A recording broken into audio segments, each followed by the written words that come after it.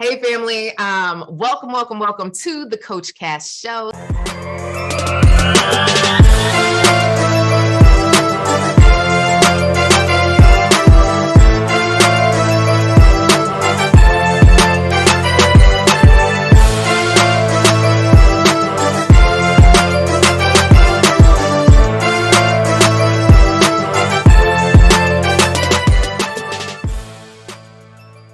So excited because I have Prea McNeil, maybe, to to join us on the show to really share with us her journey, right? So Prea is more of a case study. She's an asset manager out of Delaware that has been a member of the Real Love Network, and her story is just so beautiful that I thought it would be good to bring it here as one story of hope, a story of possibility, and a story of something new. All right. So welcome, Prea. Hey, Coach Cass. How you going? I'm good. How are you? Well, I'm excited for you to be here right now. It's like I got the extra grin going. So I wanna take it all the way back, right? I want you to start like where was that big breakup or that big heartbreak? I'd love for you to really start there.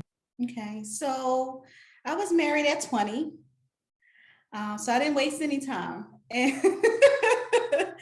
And out of that marriage, I had three girls. But we separated / divorced around 27 when I turned 27. And so I became a single mom, a divorcee, raising three girls in the city of Philadelphia. I recently moved to Delaware about 5 years ago. And so I was single for about 11 years, right? And so I dated. Oh, you just dated. I tried it. Wasn't too good at it, clearly. No. But I think one of the things, or two of the things that really hampered my success in dating was, one, I was too masculine, right? Mm-hmm. And so I think that a lot of Black women have that characteristic. Now, whether it's intentional or not, like we need it in the workplace, sometimes circumstances dictate us to become that masculine energy. And I definitely owned it. Man, and you were running a household, three girls. Come on, chop, ladies. You got to get on the routine. Yes. You got to do all the things. You got to make it happen. It just is like you were the person. Yeah. So that was one of my issues. And then I think the other one was some internal work I needed to do, right? So stemming from childhood, trust issues, I lost my parents really young. So because of that, I thought to myself, everyone I love leaves. So I had to work through some of those issues. And I'm saying like 5 times. You're fine. You're fine. So in 2019, I made a decision to seek a therapist. And it was a couple of circumstances that, made me go that route. I was having issues in personal relationships. I wasn't necessarily satisfied with work. And I turned to a therapist. And I worked with her for about a year. And therapists are all up in your business. They want to know everything. Yes, everything. Everything. So I shared with her that I was seeking love. And you mentioned something before the cameras turned on, that people think it won't happen for them. I didn't necessarily believe that. I was believing that God would send me someone. I was just hoping it wasn't on my deathbed. Like, Nurse Joe, is it you? I knew it was coming. Yeah, I knew it was coming. I just didn't know when. And so the therapist helped me work through some of my issues that I had regarding relationships and feeling good enough. And she also mentioned Coach Cass. Yeah, so my therapist actually attended your Real Love Network Summit the year prior. So she recommended that I check you out. So of course, I'm Googling. Like, who is this lady? So I'm Googling after this session and I come across your website. And it just so happens that you were having an online summit that weekend. Talk about timing. Talk about timing. And Yeah. so I firmly believe that things open up to you when you're ready to receive them.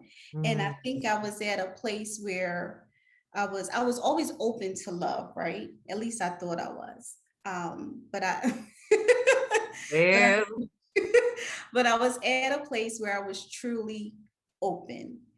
And I stumbled upon you and I signed up for the Roll Up Network Summit, the online summit that you held.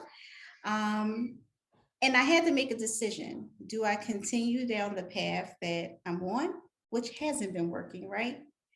Or I give the Real Love Network a shot. Let's do something different. Yes, to something different. And I chose something different. And by doing that, I believe, when you put action to beliefs and works, everything just comes together. By me joining the Real Love Network, I created a profile online, and I met my future husband shortly thereafter. Oh, snap. Okay. All right. So yeah. I know you can't share all the juices of what happened in the network, but what would you say was the biggest shift that happened as a result of the network? And what was your experience just being a part of the community? The community was everything I needed at the time. The ladies that are a part of the Real Love Network, they are very supportive. They are encouraging. They are your friends. And, I don't know if I can say this, but the sister circle, you created a sister circle. So a sister circle was a group of ladies, 4 or 5, and we got together and we met every week or every 2 weeks. And just to share our experiences, like what's going on with life, but also what's going on in the dating world. And if we had any suggestions that one you could use in her her online dating or her dating experiences, or something that she can use or apply in life. And so the sister circle was instrumental, I think, for me. You also hold, your monthly meetings, and that was great as well. The topics that you covered, I think, were needed. And sometimes you would have, folks as a part of your panel as well. So I think all of that added to my experience in the Roll Up Network. Beautiful, beautiful. So you ventured online. So let's talk about that. So when you saw this man, were you like, yes, this is my husband, this is it, this is the person for me? No. Not at all. So what had happened? So it was another one of those, let's do something different. No, so I saw his profile and I thought to myself, why not? And I reached out, and the rest is history. Oh, come on, the rest is history. Ain't no history. Okay, so you got online, you were semi-interested. You said, okay, he came back around. You're like, all right, I'm gonna go ahead and try this thing out. Now you guys started dating. When was there a shift? And this was in the pandemic. You met him during the pandemic, the time when the world was shut down. And everybody's like, there's no love out there for you. Right? So what would you say was the shift that you said, you know what, this could be my husband. This could be the one for me. So there were two instances. So I didn't know right away that this could be my husband. But we were chatting online, and one of your recommendations is to take it offline as soon as possible. So we didn't chat online forever. It was like a few days, and we moved it offline. So we FaceTimed maybe like the weekend after we started texting. And I saw his face and I'm like, oh my gosh, he's gonna be trouble. Oh, snap. Yeah, I was like, he's gonna be trouble. But even before then, our communicate, like we spoke, quite often on the phone.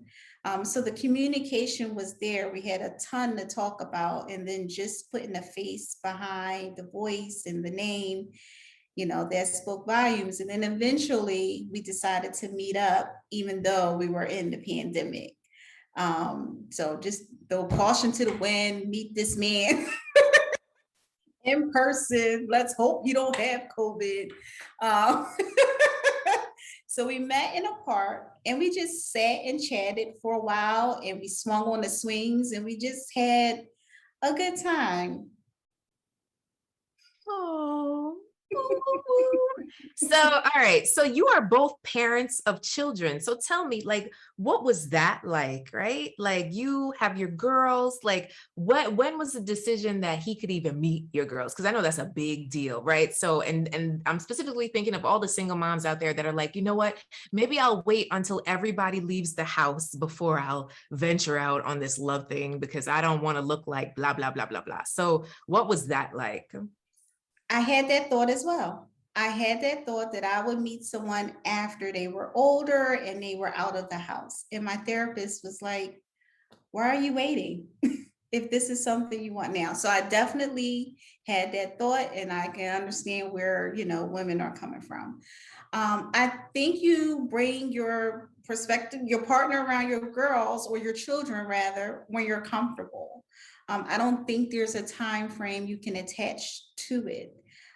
Just make sure that you trust yourself. So that's the big thing. You have to trust yourself and that you're going to make the right decision. But when you're comfortable.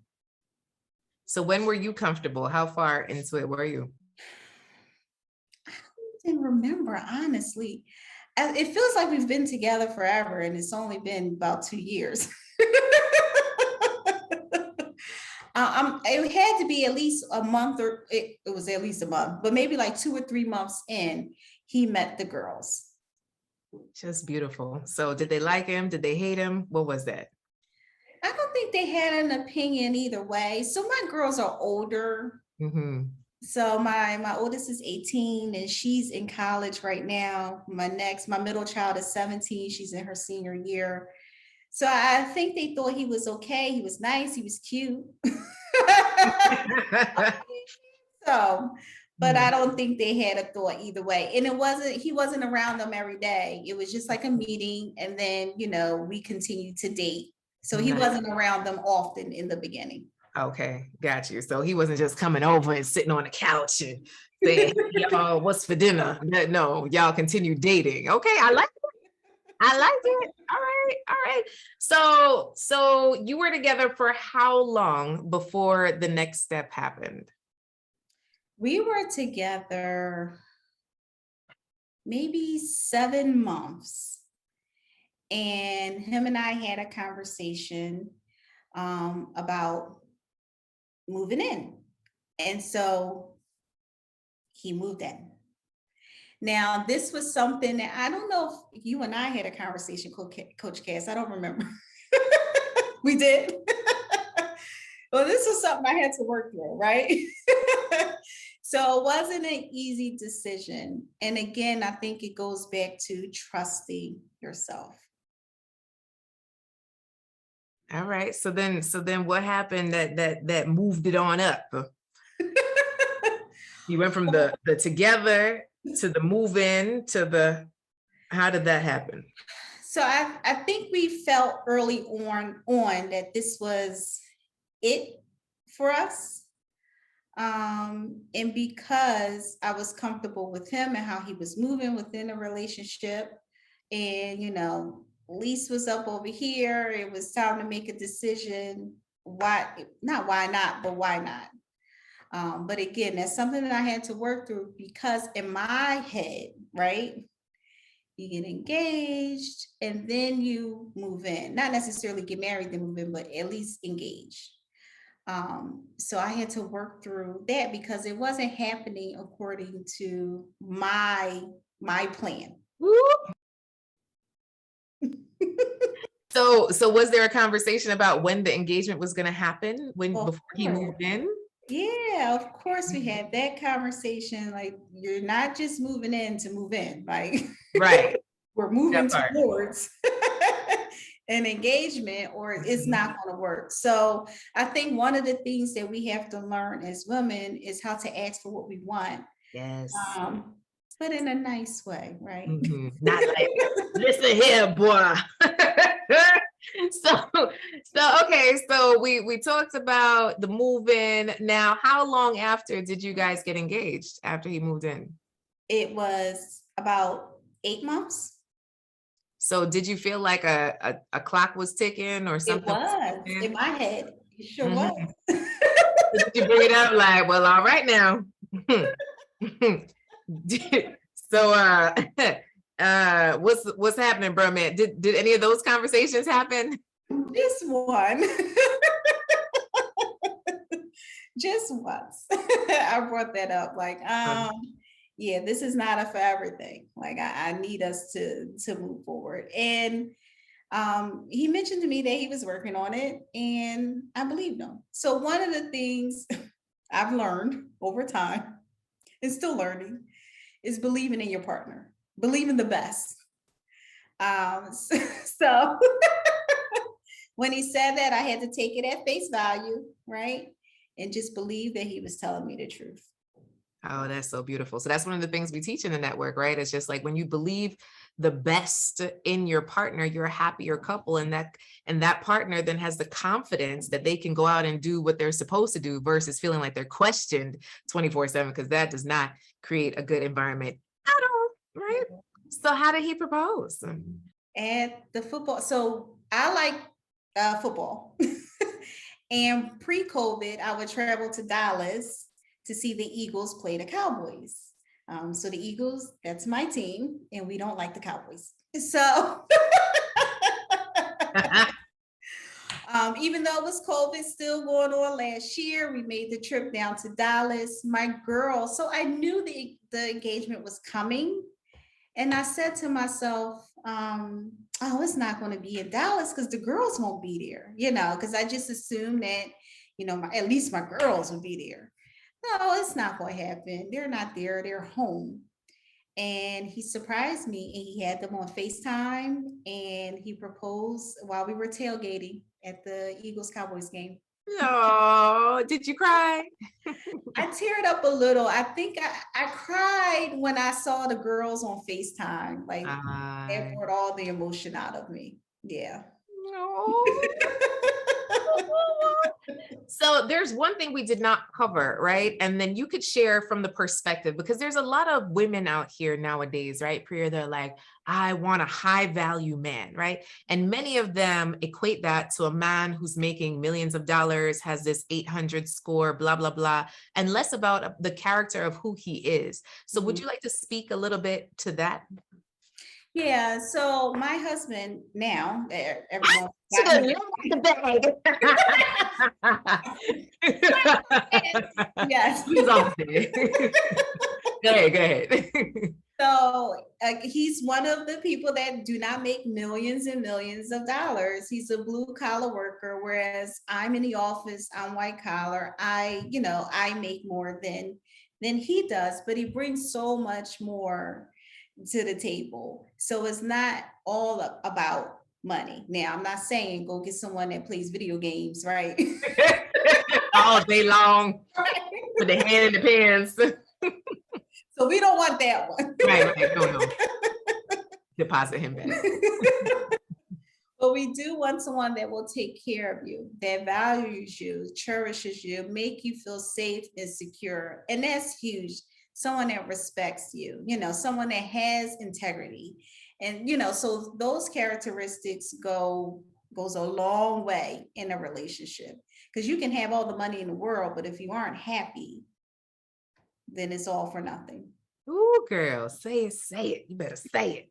So recently, you and your closest friends and family flew down To Mexico. Mexico, yes. So come on, tell us what y'all was doing in Mexico, girl. We was getting married in Mexico, Coach Cass. Tell, Yeah, we tell had us. such a good time in Mexico. So Mhm. I knew, like, I didn't have a big wedding when I got married when I was 20. It was at my grandma's house.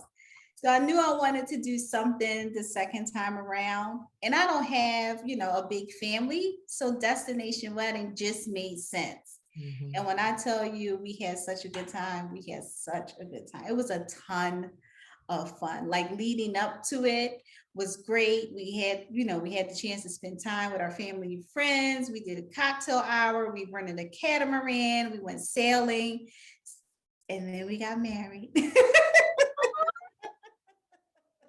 Yeah. Oh my goodness. So here it is. I was talking to a married woman. Can you throw up the ring? Can we see it? Can you do a little dance for it? Yeah.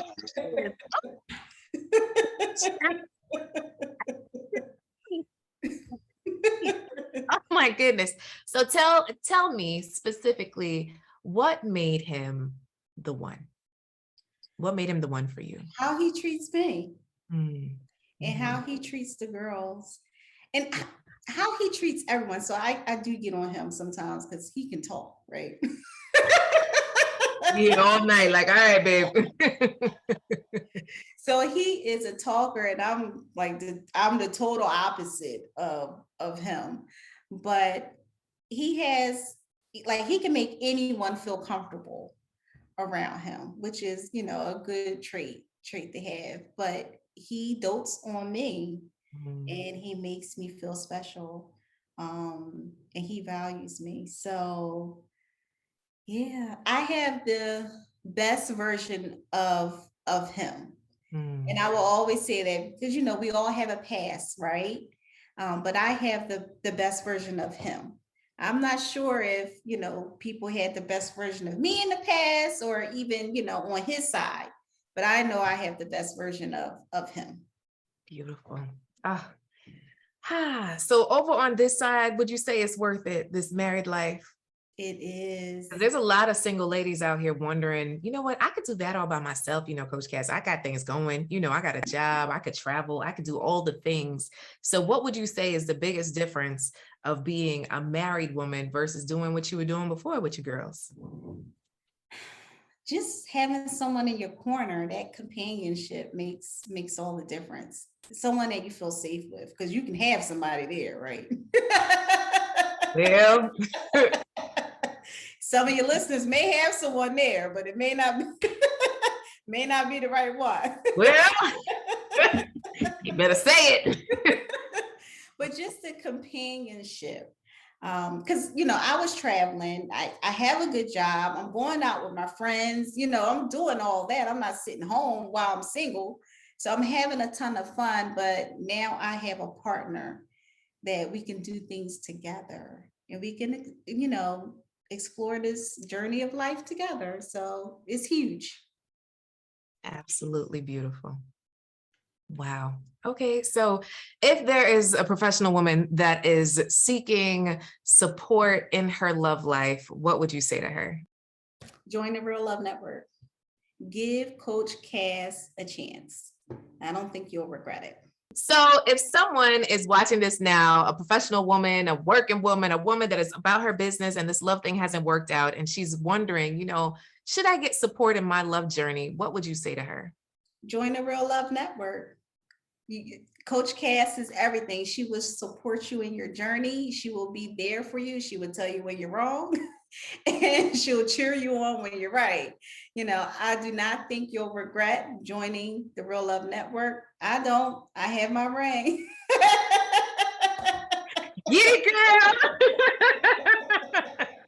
I appreciate you so much, Priya. So did we miss any part of the story? Like, is there any piece of the message that you think would be good for the ladies to hear? Do the work. Do the work. And whether you see results immediately or it takes a while, the work still needs to be done. So what we don't want to do is be stuck, right? We want to keep moving forward. And in order to do so, we have to do the work. So don't be afraid. Don't let fear, box you in. Oh, that's good. Oh, that's good. Don't let fear box you in. Were you afraid at one point, Prea? I was. Hmm. I was. I find that a lot of the ladies that I speak to, there's a fear of the unknown, there's Mhm. fear of rejection, there's a fear of abandonment. Mhm. There's so many fears that end up coming up. And it's really tough to work through that by yourself. Mhm. It is, which is exactly why I started the Real Love Network, right? To be able to be in a safe space, to be supported in Mhm. your journey, right? Through each level. So we have self-love, we have vetting love. You got to choose the right partner. Hello, fix that picker. And then thrive in the right relationship so you don't self-sabotage it, because Self-sabotage. too Mhm. often do we do that. Have Mhm. you a good man, and then you just, what happened? All right. Mhm. Well, Priya, thank you. Thank you for sharing your story from the heart. And I pray for this love to last till y'all get old and gray. You probably already have some gray chin I hairs, gray do. eyebrows, gray. I Yeah. just colored my grays. It's all right, girl. These things are disrespectful. So, so y'all get old, 97.201, that you're still holding hands and laughing in this thing called life. And one thing I realized is that you have more life ahead of you than you do behind you. And Mhm. it's never too late for love and to let love in. So thank you for sharing your story, Priya. Thank you so much, Coach Cass, for everything. I love I you, love girl. you. I love you. So excited. You are. I am. All right. To all the listeners, keep loving, keep laughing, keep living. Make sure to share this episode with a friend that you feel like maybe has lost hope or maybe is just starting to get that glimmer of hope back. This is a beautiful space to listen in and really get the message that you need, that love can happen and it can happen for you. And for anyone that's interested in joining the Real Love Network, just send me an email, coach@inspiremany.com, and we'll get you more info, coach@inspiremany.com. Bye, guys.